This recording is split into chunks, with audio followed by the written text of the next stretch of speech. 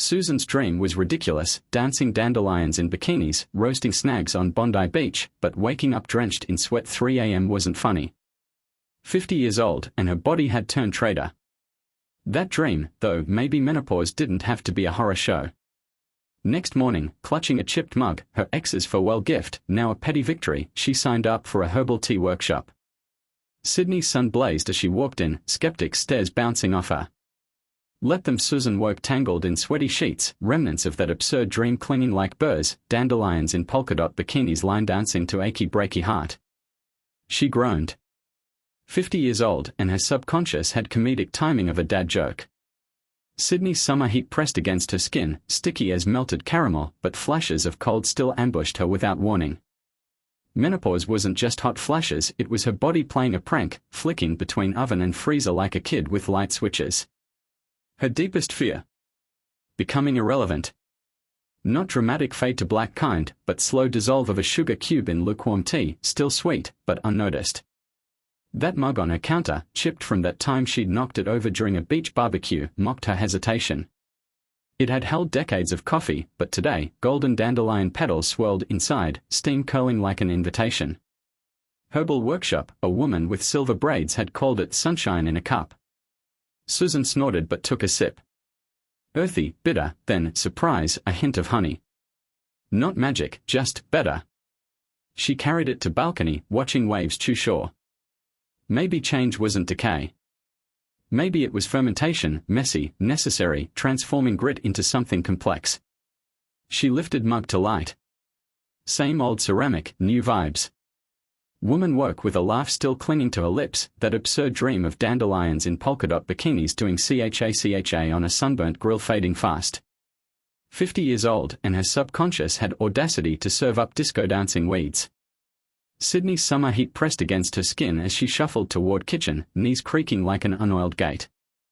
Menopause had turned her body into a rogue thermostat, flipping between inferno and iceberg without warning.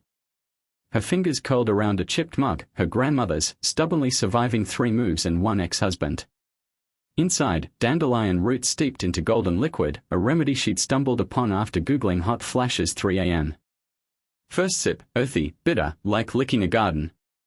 But by week 2, something shifted. Nights weren't a sweaty wrestling match with sheets. Mornings carried fewer foggy vibes.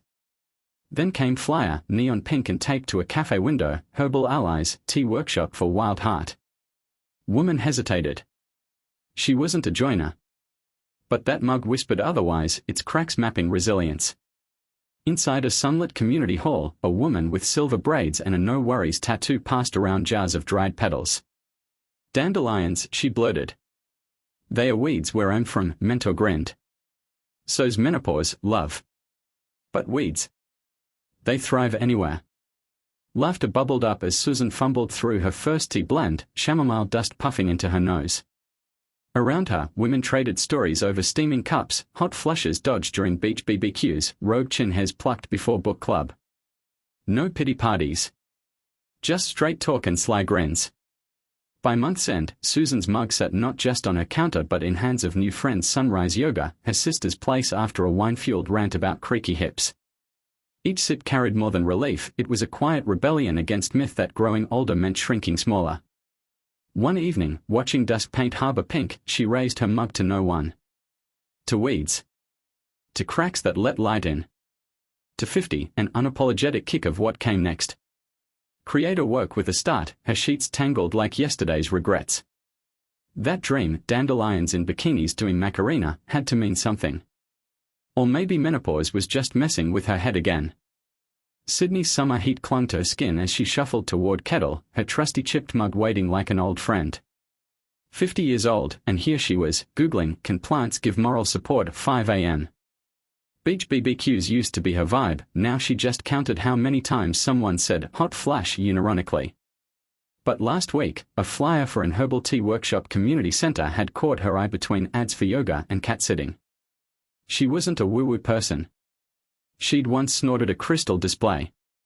Yet here she stood, clutching a bag of dandelion roots like they held secrets of universe. Workshop smelled like a hippie's laundry room, but instructor, a no-nonsense woman with biceps that could crack walnuts, explained how dandelion tea could ease bloating, mood swings, even that rage she felt when supermarket queues moved too slow. Creator scoffed. Then she sipped. It tasted like dirt and optimism. Back home, she committed. No more wine o'clock escapes. Every morning, she steeped those gnarly roots, watching water turn gold. Her mug became a battleground, each sip a stubborn push against fatigue, against voice whispering you're just getting old. Weeks in, her joints creaked less. Her patience stretched longer than a Sydney sunset. One evening, as she sipped tea on her balcony, a neighbor waved. "You're glowing." Susan laughed. Maybe it was dandelions. Maybe it was sheer audacity of believing a weed could rewrite this chapter.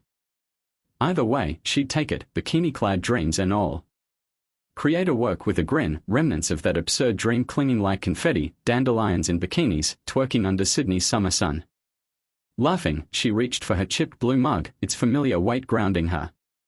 50 and fabulous, she'd decided, even if her body disagreed. Hot flashes had turned her into a human volcano, and mood swings made her question if she'd missed her calling as a soap opera villain. But today was different. Yesterday's herbal tea workshop had sparked something. That wiry old hippie, stirring golden dandelion roots into steaming water, had winked. Nature's chill pill, love. Skeptical, Creator had scoffed until her first sip. Warmth spread, not oppressive kind, but a slow, honeyed calm. Now, mug in hand, she marched onto Bondi Beach, ignoring sideways glances. Between sunbathers and sizzling BBQs, she plopped down a foldable table, unfurled a banner, steep heat, and fired up a portable kettle. Bold. Maybe. Bonkers. Absolutely. But life was worth capturing, even if it meant becoming Sydney's most unlikely wellness warrior. A snort came from her left. Margot, her yoga-toned neighbor, folded arms. Dandelions. That's weed, Susan. Woman just grinned, pouring steaming liquid into sample cups. Try it. Worst case, you'll pee like a racehorse. Margot sipped. Paused. Sipped again. Eyes widened. Bloody hell. By sunset, a crowd had formed, women clutching mugs, laughing as heat melted into relief. Someone snapped a pic, Susan, mid-laugh, mug raised like a trophy, golden liquid catching sunset light. By morning, Dandelion Queen was trending. Emails flooded in, how'd you do it? But Susan just winked her reflection. 50. Phut. She was just getting started. And that chipped blue mug. Now her scepter. Susan's dream was ridiculous, dancing dandelions in bikinis, roasting marshmallows over a tiny campfire, but waking to hot flashes and brain fog felt even sillier. Sydney's summer clung like a needy koala, so she chugged iced coffee until her hands shook. Then, on a whim, she swapped it for dandelion tea. Within weeks, her mood swings mellowed, her joints stopped creaking like a rusty screen door, and that constant inner monologue of why is everything so damn hard quieted. She didn't just sip tea, she reclaimed agency. 50. Susan started hosting herbal workshops in her backyard, blending remedies between beach BBQs where her neighbors marveled her newfound zen. Her once lonely mug, chipped, ignored, became a symbol of connection, passed around like a bat in a relay race. Women showed up skeptical, left clutching jars of golden brew, whispering, "This actually works." Susan's quirky habit of naming each batch, hot flash harmony, rage begone, broke ice, her laughter as effervescent as tea steam.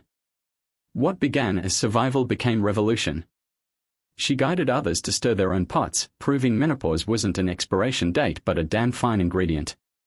By year's end, her kitchen buzzed with stories louder than cicadas' dusk, stories of women unapologetically thriving. Steep your rebellion.